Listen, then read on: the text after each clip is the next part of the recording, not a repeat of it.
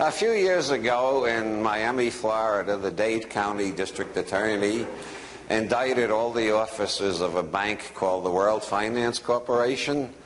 He charged that they were knowingly, not accidentally, or while their backs were turned, or while they were in the John jacking off or anything like that, but knowingly and deliberately running the biggest cocaine money laundromat ever uncovered in legal history.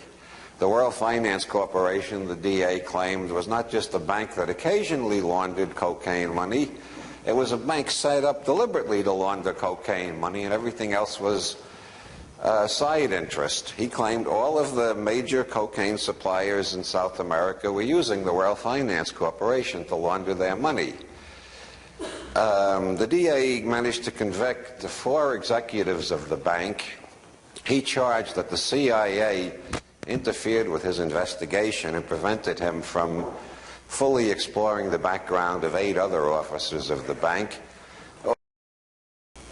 all 8 of whom were former members of the CIA. What does former member of the CIA mean? There is the literalist interpretation, and in Berkeley you've all read Idries Shah, and you know you should never trust the literalist interpretation of anything. The literalist interpretation is a former CIA agent is somebody who's quit the agency and has no contact with them anymore. And then there's the esoteric interpretation, or the allegorical interpretation, which is that a former CIA agent is somebody who's been assigned to something so dirty the agency doesn't want it traced back to them. And so he's officially not on the books anymore, but he's being paid through a numbered bank account in Switzerland. Well, anyway, these 8 were former CIA agents. The president of the bank was named Hernandez Cataya, who was a CIA agent involved in the Bay of Pigs invasion. One of the most interesting parts of the Watergate tapes is when Nixon is discussing, these people want to make a tape and I got to keep it on so they can make the tape. In the Watergate tapes, Nixon is talking about Howard Hunt's demand for $1 million. And even on that level, $1 million bribe is a lot of money. And Nixon says, I can get $1 million. I know how to do that. And then he says, we've got to pay Hunt. He might let that whole Bay of Pigs thing out of the bag. Now, what Bay of Pigs thing was Nixon talking about? By 1973, I thought we knew everything, all the scandals possible about the Bay of Pigs. But apparently we did not. In 1973, there was still something about the Bay of Pigs that we did not know, and Nixon was willing to pay $1 million to cover it up. And we still don't know it, because nothing new has come out about the Bay of Pigs since then that I'm particularly aware of. But Hernandez Cataya was involved in the Bay of Pigs invasion, and he was running this cocaine laundromat in Miami. Also involved in the Bay of Pigs invasion was Howard Hunt, who got $1 million for keeping his mouth shut about what he knew. Or he got part of $1 million. His wife got part of the money, allegedly $100,000. She was in a strange plane crash, remember? In which the pilot's blood was found to be full of cyanide. And the $100,000 had turned into $10,000 by the time the plane crashed. If you want more data on that, read The Yankee and Cowboy War by Carl Oglesby. Hunt has an interesting face, a very memorable face. He was on Jack Anderson's special on the JFK assassination a couple of weeks ago on TV. The most fascinating thing about Howard Hunt's face is that there were 3 tramps who were arrested on the grassy knoll in Dallas on November 22nd, 1963. And one of the tramps looks astonishingly like Howard Hunt, which I'm sure everybody in Berkeley has heard about by now. On Jack Anderson's special, he had Howard Hunt on and asked him directly, are you that man in that picture? And Hunt says, absolutely not. I was in Washington that day. Well, that settles it. A CIA agent wouldn't lie about what he was doing on November 22nd, 1963. It is strange, though, that one of the other tramps looks like James Earl Ray, who later shot Martin Luther King. But well, the world is full of coincidences, or propinquities, or synchronicities, or whatever they are. Anyway, you might wonder what the World Finance Corporation... I think it's easier this way. I prefer the glare to not seeing what's happening around me at all. Dark glasses are great in the daytime, but at night you're practically blind with them. The World Finance Corporation, according to the evidence developed by the Dade County District Attorney and presented to the grand jury of Dade County, was sending all the cocaine money to the Cisalpine Bank in the Bahamas. The Cisalpine Bank in the Bahamas was jointly owned by Archbishop Paul Marcinkus, who was the manager of the Vatican Bank, and as a matter of fact still is the manager of the Vatican Bank. And the co-owner was Roberto Calvi, who was the president of Banco Ambrosiano in Milan.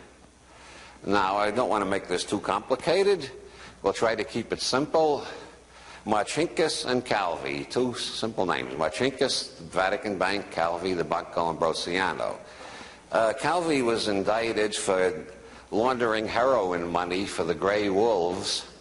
The Grey Wolves are a fascinating example of domesticated primate psychology. We got a lot of equivalents of them in this country. They are Islamic fundamentalists.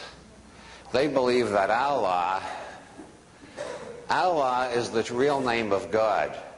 I know a lot of you here have heard the real name of God is Jehovah, but that was invented by a German scholar in the 19th century who didn't know how to read Hebrew.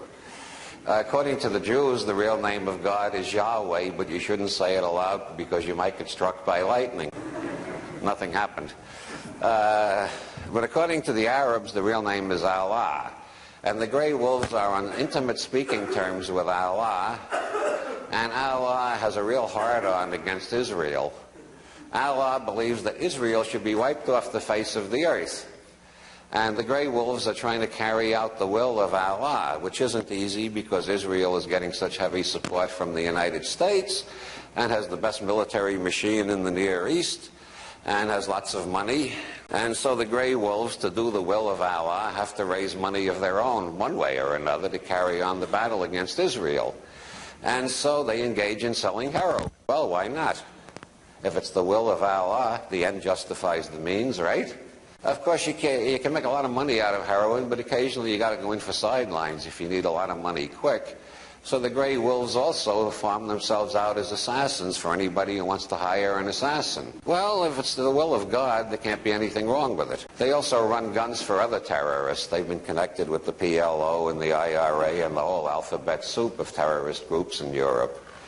One of the Grey Wolves tried to shoot the Pope a couple of years ago, Mehmet Ali Agca. But anyway, the Grey Wolves run heroin, and some of the heroin was going through Banco Ambrosiano, run by Calvi. Calvi was also accused of embezzling funds from his own bank and knowingly receiving for deposit counterfeit stocks. The counterfeit stocks came in several batches, but the biggest batch was $1 billion in counterfeit stocks printed by the Gianni Roselli mafia family in Las Vegas. How many of you have ever heard of Gianni Roselli before? Okay, so this isn't getting too complicated. Some of you can follow me. Gianni Roselli is, in many places, one of the leading suspects in the JFK assassination.